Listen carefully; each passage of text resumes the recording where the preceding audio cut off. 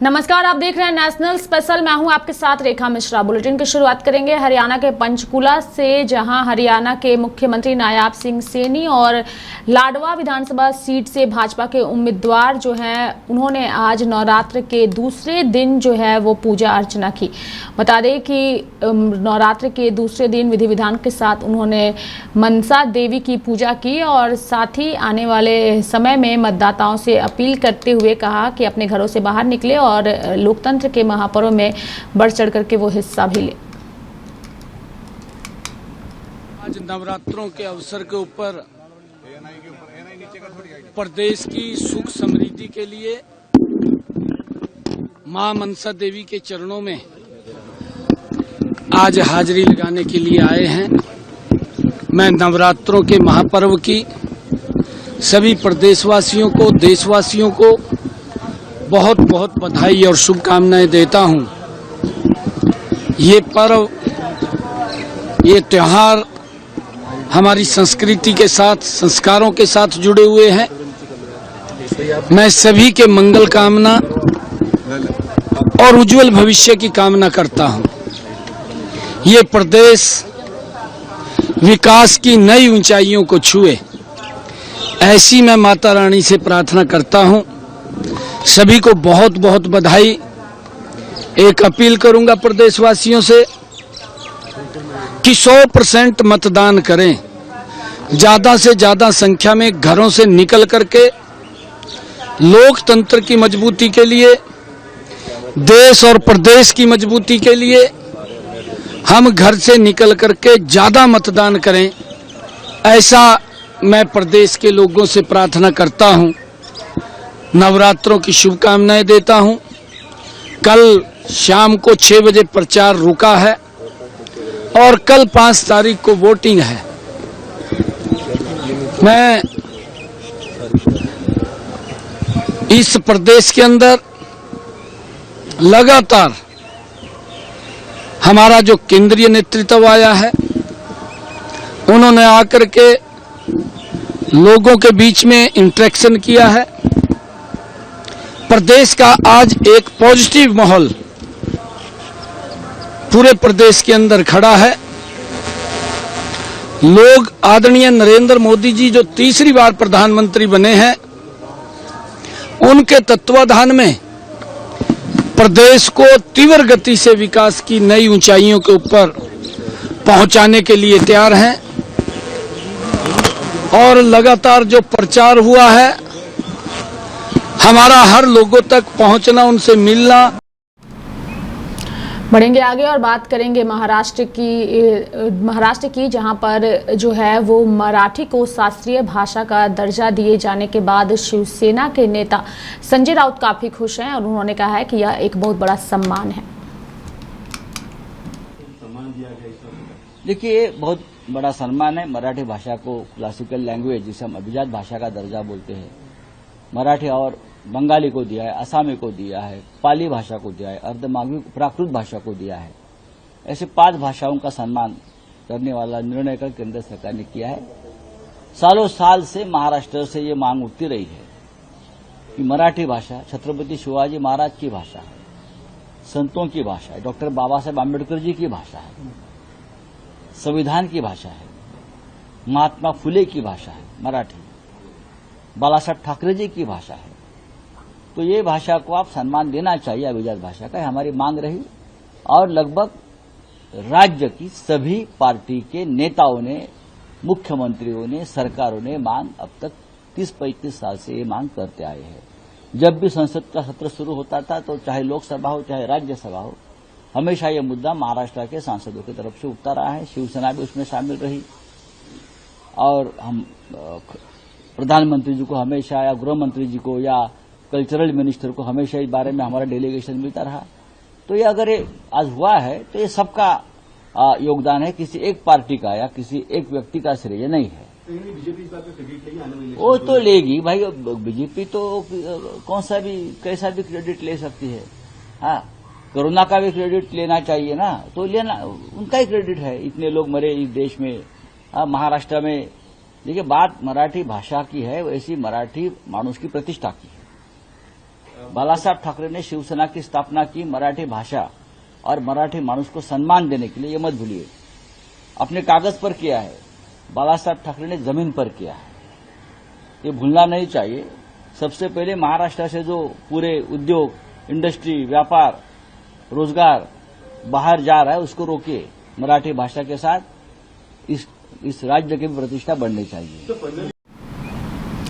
कुट्टू का आटा खाने के बाद कई लोगों की तबीयत बिगड़ गई है। जी हां, बिल्कुल आपने सही समझा। दरअसल लोगों को इसके बाद उल्टी और दस्त की समस्या हुई है। ऐसे में 125 से 150 मरीज जो है इसके सामने आए हैं। कुछ मरीजों को जिला अस्पताल रेफर किया गया है, सैंपल लैब में भेजे गए हैं। कुछ उनके जो रिपोर्ट है, साथ ही दोषियों के खिलाफ सख्त कार्रवाई की जाएगी, ऐसा कहा है डीएम बिजनौर के डीएम अंकित कुमार अग्रवाल ने। जिनके दो बच्चे अभी वो चांदपुर में कोटू के आटे के मरीजों की संख्या बढ़ी है, क्या मामला है? आज नवरात्र के पहले दिन यहाँ पे चांदपुर और आसपास के ग्रामीण क्षेत्र में यहाँ पे कई सारे मरीज आ रहे हैं अस्पताल, जिन लोगों ने कुट्टू का आटा खाया था और उससे उनको फूड पॉइजनिंग का केस वो लग रहे हैं।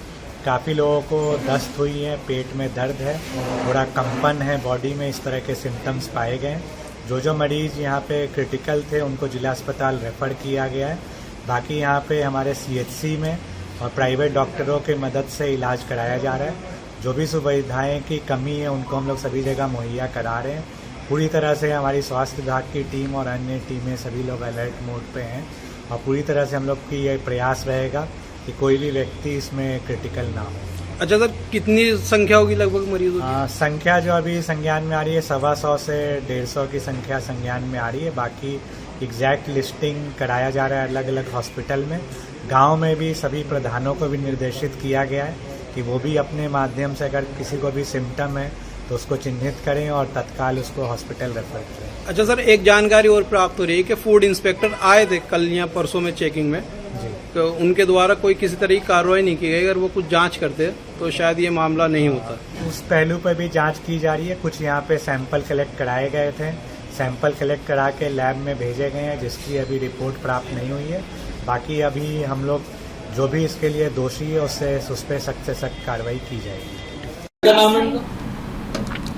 बढ़ेंगे आगे। बता दें कि महाराष्ट्र के पुणे में गैंगरेप की घटना जो है उसको लेकर के फिलहाल राजनीति छिड़ी हुई है। नेताओं की प्रतिक्रिया सामने आ रही है और साथ ही इस घटना की निंदा भी की जा रही है। बता दें कि पुणे गैंगरेप की घटना को लेकर के पुणे की सिटी पुलिस के संयुक्त पुलिस आयुक्त रंजन कुमार शर्मा ने जानकारी दी है। An incident of rape has been reported in Kondwa police station, where yesterday night one area called Bokdev Ghat, where the victim girl and his friend had gone for walking, and there 3 unknown persons approached them and did this incident of sexual abuse.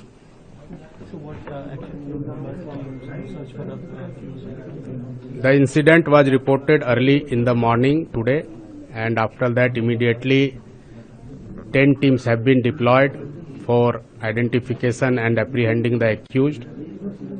Other specialized technical teams are also working on that, and we are sure that we will nab them as soon as possible. How's the situation? The girl is conscious, but still she is admitted in Sassoon Hospital. She has given her statement, and on that the registration process of FIR is going on. Since the accuser unknown, you going strong hunt for the accused? Yes, we have already started this hunt, and for this we have also taken the help of SP Rural. Their crime branch team is also working on that. Our crime branch, our detection branch and other teams are working on this front, and we will nab them as soon as possible. बढ़ेंगे आगे। आपको बता दें कि अयोध्या में श्री राम मंदिर निर्माण समिति के अध्यक्ष निपेंद्र मिश्रा ने श्री राम मंदिर निर्माण समिति की बैठक को लेकर के जानकारी दी और साथ ही बताया कि कल जो समीक्षा बैठक हुई थी उसके बाद sewerage treatment plant, water treatment plant जैसे छोटे छोटे निर्माण कार्य जो पूरे हो चुके हैं उन्हें अब किस्तों में ट्रस्ट को सौंप दिया जाएगा। कल बैठक समीक्षा की थी और 3 दिन के कार्यक्रम में प्रतिदिन ही समीक्षा बैठक होती है। जो 2 महत्वपूर्ण बातें आपकी जानकारी में रहनी चाहिए। बीते हुए कल में शिखर की शुरुआत कर दी गई है। आप जैसा जानते हैं वो एक तकनीकी चैलेंज है जिसको कि यह निर्णय लिया गया है कि सारी एजेंसी जो जुड़ी हुई है जैसे लार्सन टूब्रो, TCE, CBRI, सभी लोगों को मिला करके और हर लेयर पे हर एक की जांच आवश्यक होगी। इस प्रकार से यह निर्माण किया जाएगा।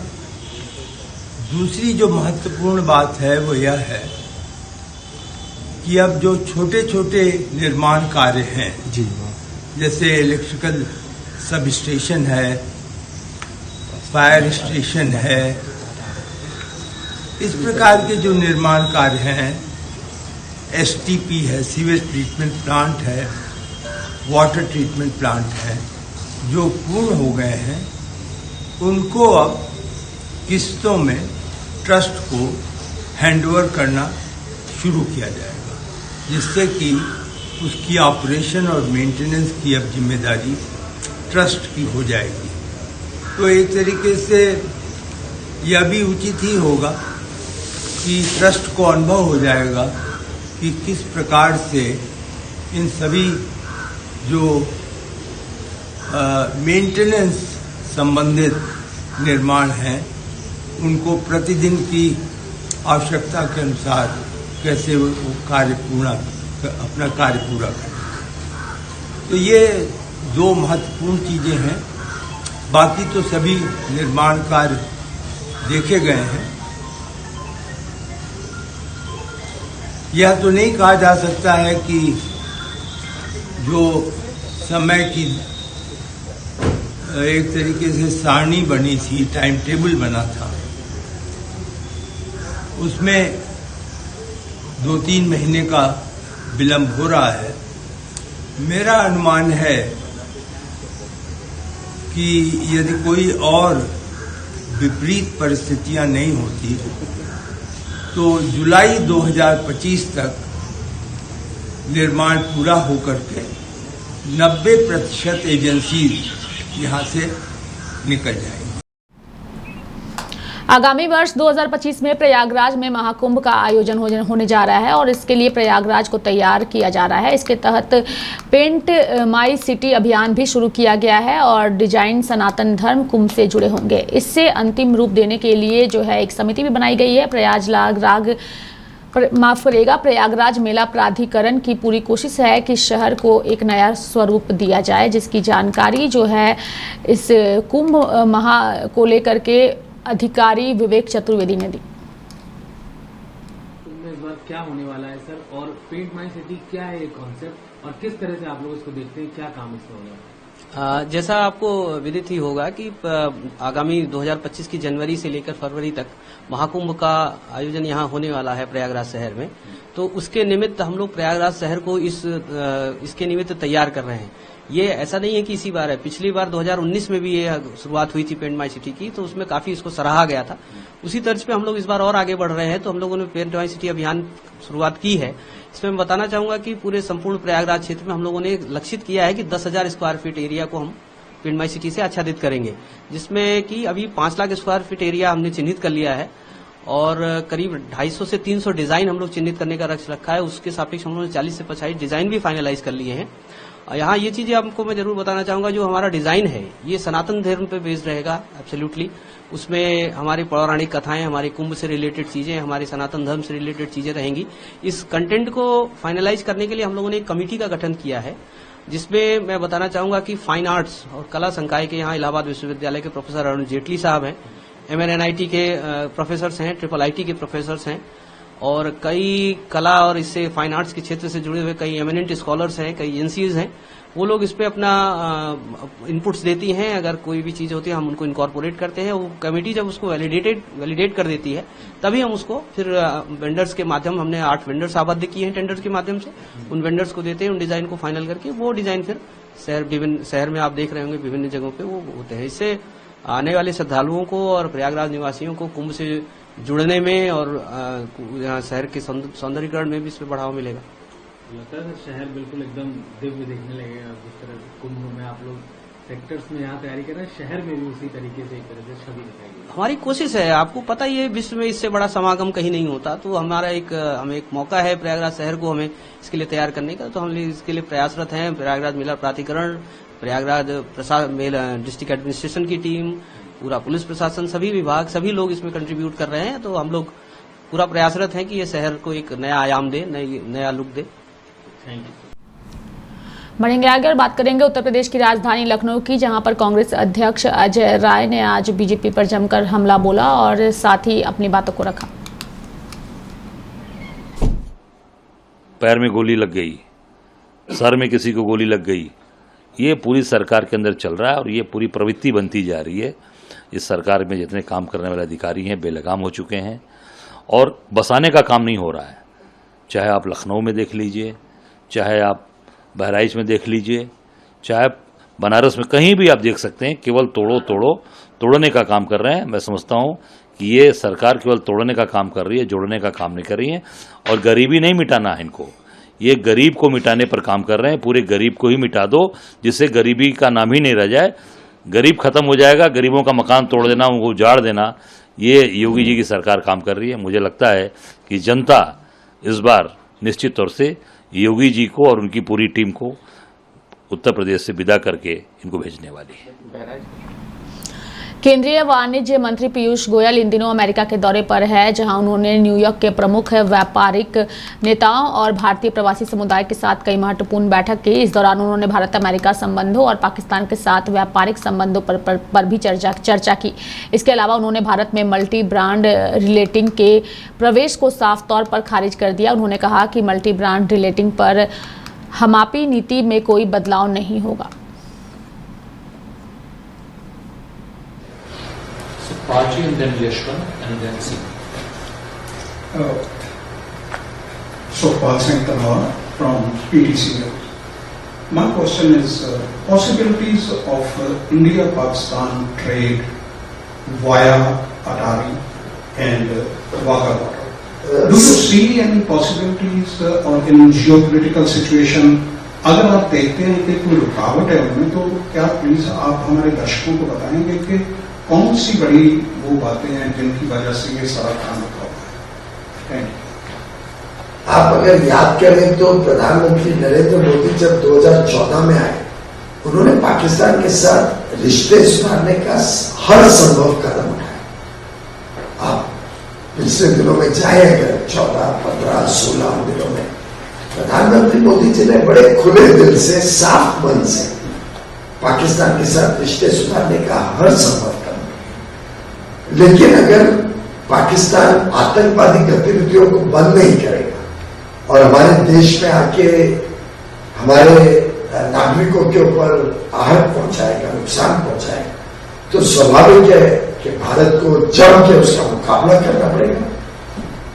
पत्थर का जवाब पत्थर से देना होगा, ईंट का जवाब ईंट से देना होगा। वही हमने किया। हमने चाहे वो सर्जिकल स्ट्राइक हो, चाहे एयर स्ट्राइक्स हो, जब पाकिस्तान ने भारत के ऊपर नुकसान करने का प्रयास किया, हमने उसको जमकर मुकाबला किया। जहां तक व्यापार की बात है, ट्रेड रूट्स की बात है, India has not stop trade with Pakistan. It is Pakistan who has stop trade with India and therefore the ball is in their. बढ़ेंगे आगे और बात करेंगे बीजेपी नेता शहजाद पूनेवाला की, जिन्होंने एक बार फिर से वीडियो जारी करके राहुल गांधी पर हमला बोला है। राहुल गांधी का खटाखट मॉडल अब अपने चरम पर पहुंच चुका है, जहां पर दूध, पानी, बिजली, पेट्रोल, डीजल के बाद अब कांग्रेस की सरकार टॉयलेट पर भी टैक्स लगाकर जनता पर मार करेगी। वैसे तो इन्होंने वादा किया था फ्री में ये देंगे, फ्री में वो देंगे, फ्री में पानी देंगे, फ्री में बिजली देंगे, और अब तो आप टॉयलेट भी फ्री में नहीं जा सकते। ये स्थिति कांग्रेस ने कर दी है। इसलिए कहा जाता है कांग्रेस जहां जहां भी आई वहां महंगाई, लूट और बर्बादी लाई। हिमाचल में आज किस प्रकार की आर्थिक स्थिति बन चुकी है कि वहां पर वेतन और पेंशन देने की स्थिति नहीं बची है। वहां पर पेट्रोल डीजल के दाम बढ़ा दिए गए, वहां पर बिजली के दाम बढ़ा दिए गए। अब हिमाचल प्रदेश में जहां पर भारतीय जनता पार्टी की सरकार हुआ करती थी तो हम तो मुफ्त पानी देने की बात करते थे। अब सबको 100 रुपए पानी के कनेक्शन का बिल तो जाता ही है, अब सूरज का बिल भी जाएगा, 30% होगा पानी के बिल का। और उसके अलावा जो शहरी इलाकों में रहते हैं लाखों लोग, उनके टॉयलेट पर अब कांग्रेस की नजर है।